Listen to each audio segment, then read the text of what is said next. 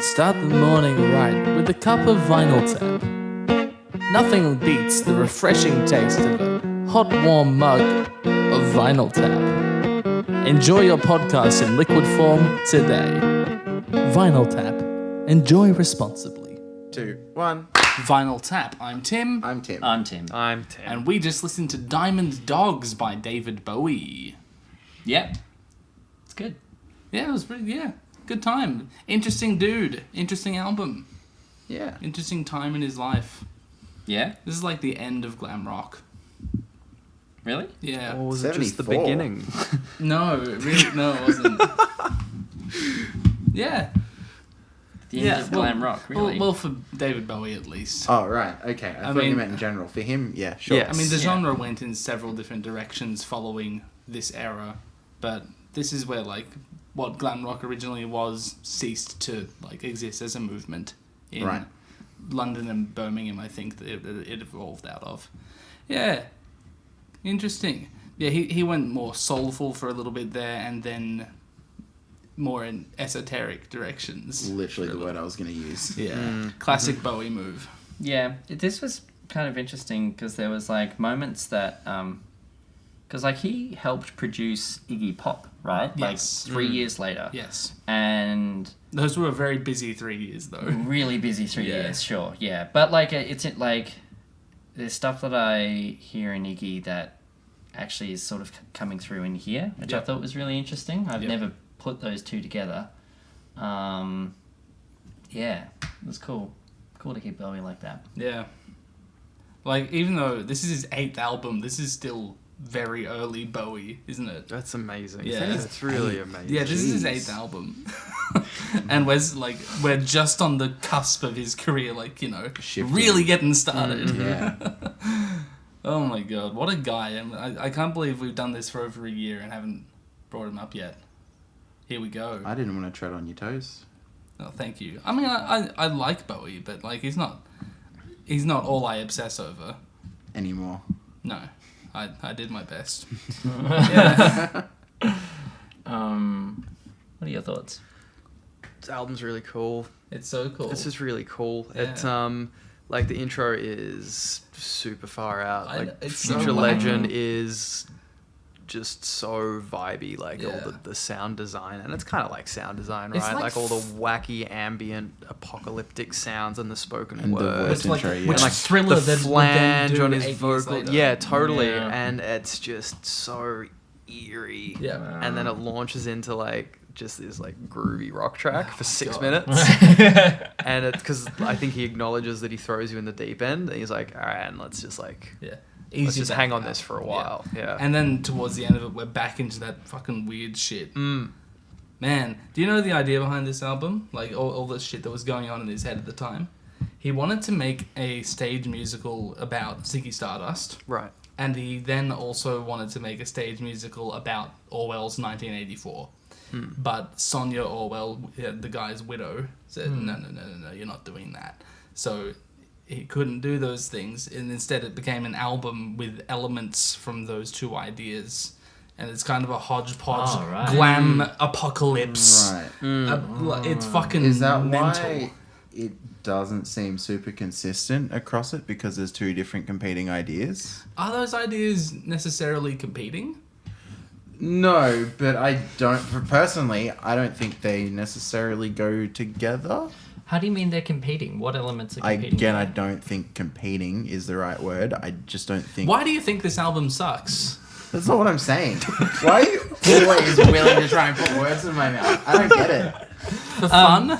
No. So, but like when you say that they like don't what are the two elements that you think are sort of a bit different here? Like, what are the? I don't even know if it's necessarily two, but yeah, some of it seems very, like, clearly 1984 themed. And then other parts of it, not so much. And if it was, like, a one-off song, I'd be like, oh, he just wrote a song about it. But, like, the last three are all very tied into that. I mean, And Do you mean like with the effects that are going on as well? Like, what do you mean 1984 themes? Like, there's a song called lyrically. 1980. Oh, yeah, okay, right. and, like, Big Big Brother, Brother. Chant of the Ever Circle. Like, mean- it was... And then you've just got, like... a Rock and Roll With Me song that's like cliche lines and it sounds cool. And I like all the music on this. But I always, without having ever listened to this, got the impression that this was more of a concept album. Right. Yeah, it's a few concepts. Yeah. And that's not inherently a bad thing, but like there's these two kind of...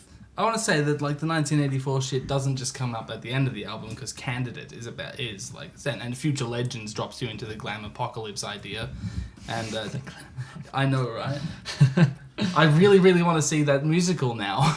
So true. Well, like his Ziggy Stardust show was more or less like a musical, Yes. wasn't it? Like Yeah. he basically treated it like that. From what I understand, it like nearly bankrupted him, right? Because like made him no money. I'm pretty sure. But people loved it. But people fucking loved it. I haven't seen it. So he's like the tour he did as the Ziggy Stardust Oh, character. okay. Yeah. Right. I thought when you said show, you meant like a TV or show. Or No, something. I was like, what are you sorry. talking about? No, the Stage show. the Stage stage show. show that he Okay. took. Like it was like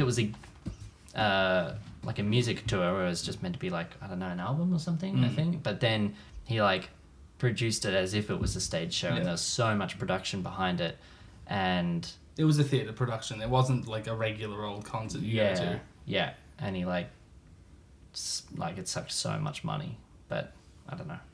But he's a man of the theatre, always was. Yeah. This album was after the Spiders from Mars disbanded. So his like backing dudes all left him. Well, they didn't leave him. It's more complicated than that, and we don't have time. We didn't have time for the Eagles. We don't have time for this. But that's so Bowie is playing guitar throughout this album instead of Mark Ronson. Is this Bowie playing guitar? Yes, it is. Because it was great playing. He was really good. It was At a lot really of good things. guitar work, yeah. I thought he played guitar earlier than this on some of his earlier stuff. On as the well. early stuff, absolutely. But like Space Oddity. Yeah. But then between then and this, it was Mark Ronson with the Right. Spiders from Mars. Right. Yeah.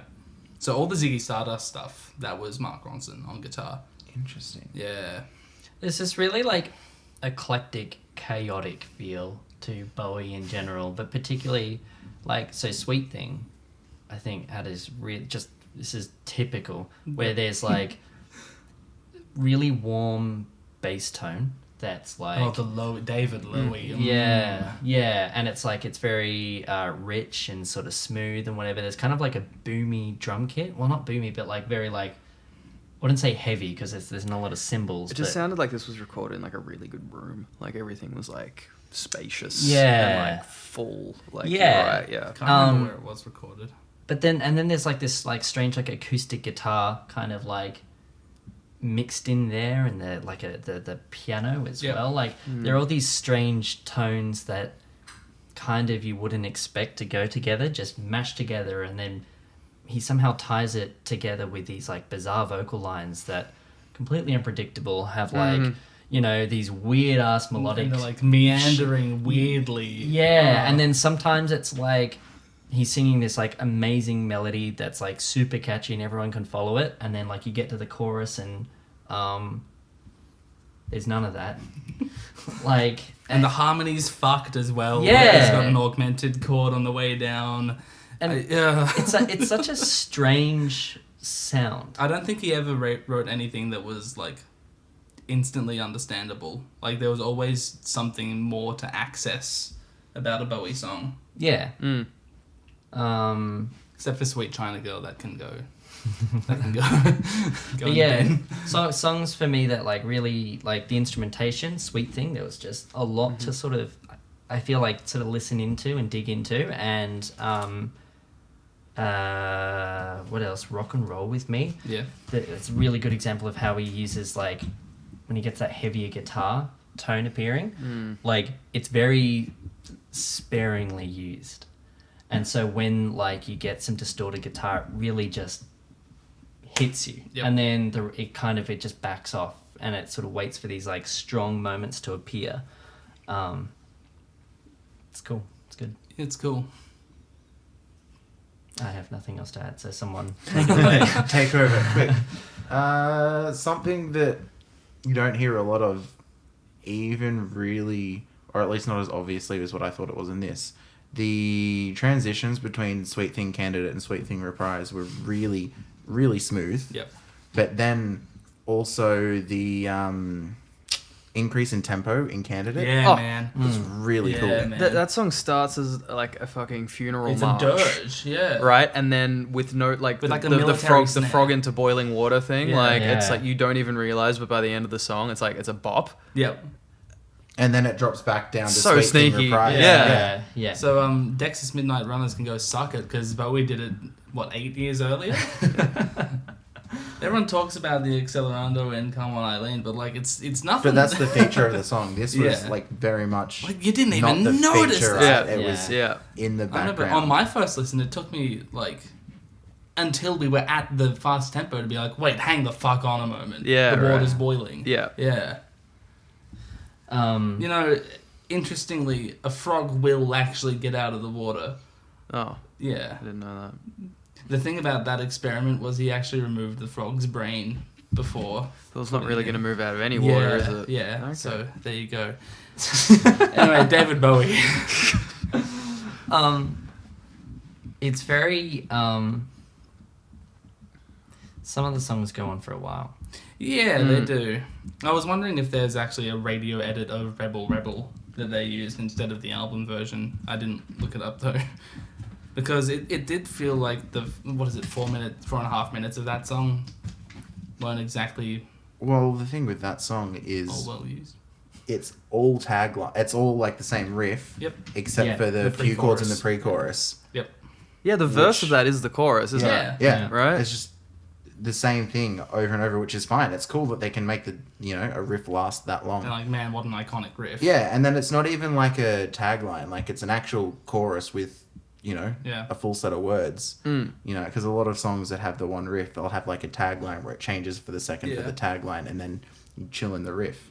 But no, they meander in the chorus and then drop you into the riff so that it like hits again when you get to the beginning of the chorus. It's weird. That was kind of like where I felt like it was close to Iggy Pop. It was like a bit unrelenting and sort of like just kind of the same thing, and it just like hits you and just keeps going. It's very un-Bowie-like as well. Yeah. Yeah, for someone who writes such like through composed narrative, Yeah. like meandering shit, it's like here we fucking go. It's this riff forever, and I've read that this album is sometimes considered proto-punk. Yeah, I see. that reason. Yeah, I could definitely for this song or for the whole album itself.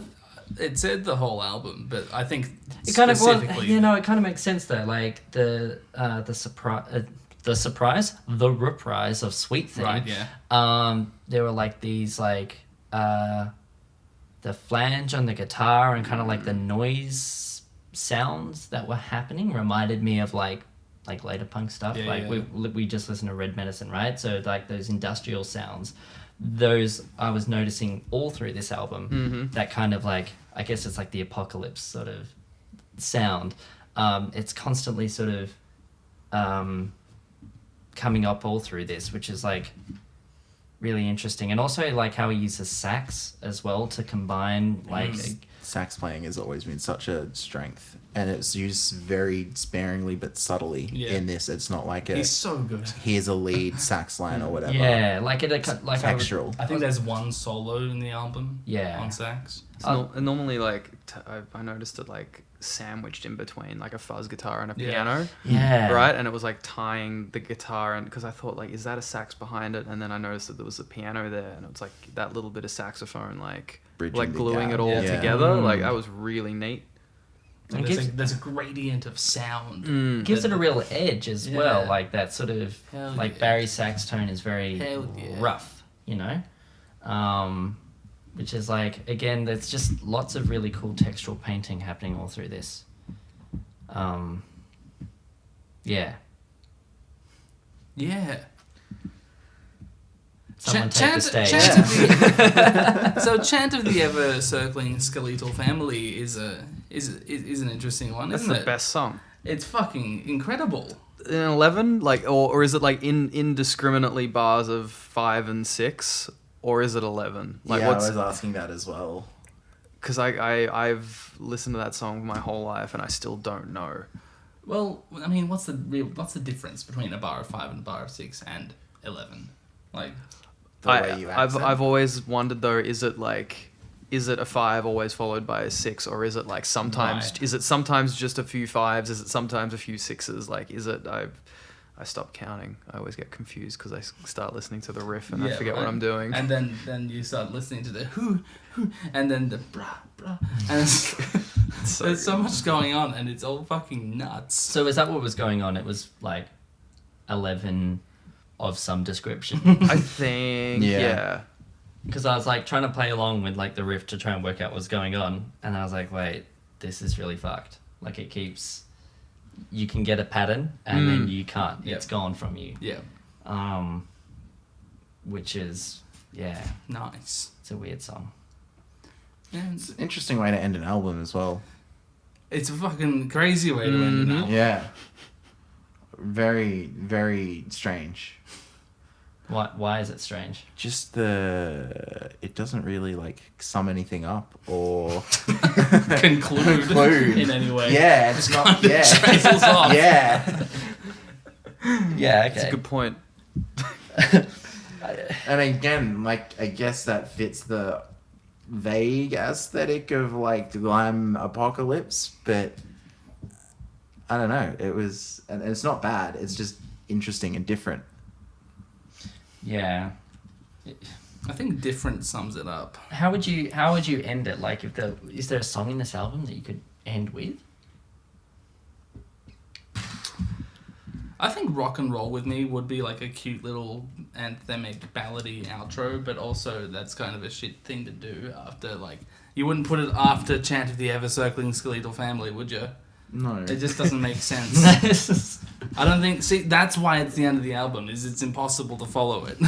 That song kind of, it feels like like a you figure it out kind of ending. Yeah, it's like there's no there's no real words in it. It's like you get a song title and you get some spooky music, and it's like anything could be happening right now. Sopranos equivalent of like cutting to black. Yeah. Yeah. Just like, Yeah. well, I don't know. You deal with it. I don't know. It's a weird collection, and like really, the only hit that I'm aware of this album is Rebel Rebel. I think Diamond Dogs was a minor hit. Okay.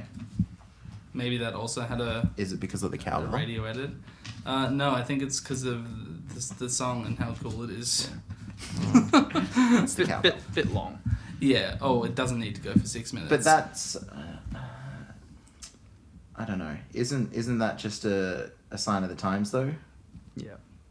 Yeah, I listened to Starman the other day, and it's like, man, that's such a cool title or something. Nah, it goes for way too long. It's such a great song though. That's a lot of them. What, like a lot of Bowie songs? A lot of Yeah. hits in the 70s. Hits in the 70s. Yeah. Because you fast forward to 80s Bowie, and man, he knows when a song ends. You know. Yeah. In We Are the Dead, Sure. in the chorus section, was there some rotary effect on either like the drums or I think it's on the bass. something? Because it felt like something was Yeah. circling around and I couldn't place what it was. I thought there was some really good vocal treatment in it, but I didn't specify what it was. I love the like kind of half whispering "We Are the Dead" in the background behind behind the melody. Cool. The production across all of this is so well done. Yeah. Like, there's some really nice decisions, like the way they filled out these mixes, and some really cool little tricks. I think it was, it was treated really well. Have you got any specific examples for me to I put think you on the that- spot with? I think that whatever the vocal effect was that we're digging for here in We Yeah. Are the Dead is just one of many. Like, they put, the way that they structured BVs through all of this is fantastic. Like, some of the sound design and like the more like industrial kind of parts, like the especially kicked the over intro as well. spring reverb kind of sound, and The entire soundscape of the first track. yeah, everything's affected very, very well. Yeah, with We Are the Dead, I think up until this point, it's been a pretty busy album. And the chords in We Are the Dead, fucking incredible. I really like them. But also, I think it's Rhodes, right? Whatever the piano was, I don't know, like the exact. Oh, the bloopy keys. Yeah, the bloopy Yeah. keys. Mm. And It's technical jargon. Sorry. Throwing the deep end. And bass. It was just those two with Bowie. And up until that point, we haven't really had that Strip back. stripped back yet. And it was really cool to sort of just kind of near the middle, you know, to just get that moment where it's quite intimate, actually. And this is actually one of those songs where he's super melodic and, like, they're whack as shit, but, like, very, very melodic and, like, you know, moving around and all that sort of stuff. And then in the chorus, he doesn't really have much melody in his line. It becomes this kind of weird sort of Staticky kind of thing. staticky, almost dissonant like thing, and all the instruments suddenly become really, really busy behind that. Like guitar gets introduced. There's like some weird sort of effects going on. There's sax and stuff, and then it peels back again to that kind of. I really, really liked that song. Also, what other chords in that? Because there were. Oh, there's so many of them. What was All the of the bit that I chords. really liked? I don't know. Oh, okay, all fair of it. enough. Yeah. There's a lot of chromatic movement. Yeah, okay, that's Especially sort of in that fuzz guitar part as Yeah, well, that yeah. descending chromatic bit. Yeah. But then runs back up to like do like the Yeah. sonic barber pole trick where it sounds like it's going down the whole time. Yeah, almost like a shepherd scale kind of deal. It's a shepherd scale. It's a sonic barber pole effect. It's where you have like constantly descending tones, but then like you slowly fade out the bottom end and fade in the high end, so it sounds like it's not actually It's going just- anywhere. yeah. Right. So it's constantly yeah, descending, okay. but not actually arriving anywhere. There's a video game that uses that. Spyro? It was is Super Mario 64. Super Mario It's 64. In the it's stairs? the endless staircase before the final bouts of. You know where it is. Yeah. And then the other song that sort of really stood out was 1984 because there was like Oh man. Hollywood strings and there's like And the I know, action. the disco strings was unreal. 80s cop show riff. Yeah, what is Yes. going on there? Fucking awesome. He Um, predicted the 80s. That's why it's called 1984. Well, okay, and that's why like until we got to Big Brother, I was questioning. I was like, is this about the book or is he like imagining the 80s and how everyone's going to be dressing and the 80s cop show riff? Like, He knew. Like- no, it's about the book. but how did 80s cop shows rip off 1984 then? For Or that, did like- David Bowie time travel? I think David Bowie was a time He traveler. must have. I think the likelihood that David Bowie was a time traveler of some kind is pretty high. Yeah. I'd agree with that entirely. I think so. Yeah. Confirmed. David Bowie time traveler confirmed. I'm glad we solved that. Thanks, everyone. I fucking love 1984. Favorite song on the album, is it? I mean, I said before we listened to it that Rebel Rebel is like my favorite Bowie like slapper, you know, that you can put on at a Hit party. song, yeah. Yeah. But he has so many songs beside the slappers, you know. And I do really, really love Rebel Rebel. It's such a cute song. I fucking love the bass in that. I think that's my dad's fault. Yeah, I think 1984 might be my fave. I do love Rock and Roll With Me. I love that progression, as cliched as it is. I don't know if it was cliched back then. Probably.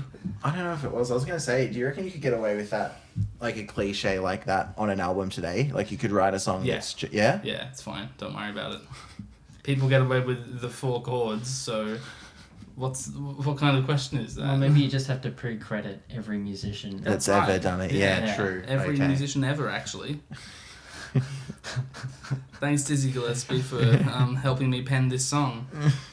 I know there's a Killers song from their 2006 album that has the exact same progression, so that was fun. I'm not going to say it. Okay. I think my favourite song is probably We Are the Dead, but might also be Big Brother. They're just slappers. Sam? I really like Sweet Thing. I thought the chord progression was really It very is, yeah. nice. I think it was super emotive. Bowie's piano playing is always, or not his piano playing, but his pianists That was, are always great. Mike Garson on this album. So this is pre-Rick love Wakeman it. coming back, but still just top notch. Yeah. always love when there's like fuzz guitar double with piano. Great trick. Yeah, I thought that was a really good song. And his vocal No range bias there whatsoever. The vocal range from like the beginning of the song, the intro where he's David Lowy, until like the first like climax, like the pre-chorus when he's like up like in the Stratosphere. in the chesty stratosphere. It's okay. It's okay. It's okay. Yeah, I love that. His voice is sexy as shit. He's incredible. What the fuck? Actually, though, like, how does he get all of the weird... My favourite Bowie tonal trick is the one where he becomes a little British. And then he goes back to whatever the fuck normal voice he has, which is kind of like... Slightly less British. the vague American's, like, voice. Yeah, but... That just happens when you sing. The like British tone of like, what song is it? He's like, when you say run, I'll run with you. Let's dance. Jason, what's your favourite song? Rebel Rebel. I'm gonna be the basic bitch and say Rebel Rebel. It's just a fun song, and any song that can sit on a riff that long and make that weird structure work is very cool in my books. It's crazy to me that it's Bowie playing it and not Ronson. Mark Ronson. Fucking mad. So good. That's changed my entire life knowing that, because that's like that's up there with like the most iconic of the David Bowie guitar parts, and it's actually him, and I never knew that. Yeah. Good work, Dave. Click above to find out what else we've listened to this month. Click below to support the artist we just listened to. And don't forget to subscribe so you don't miss our next episode.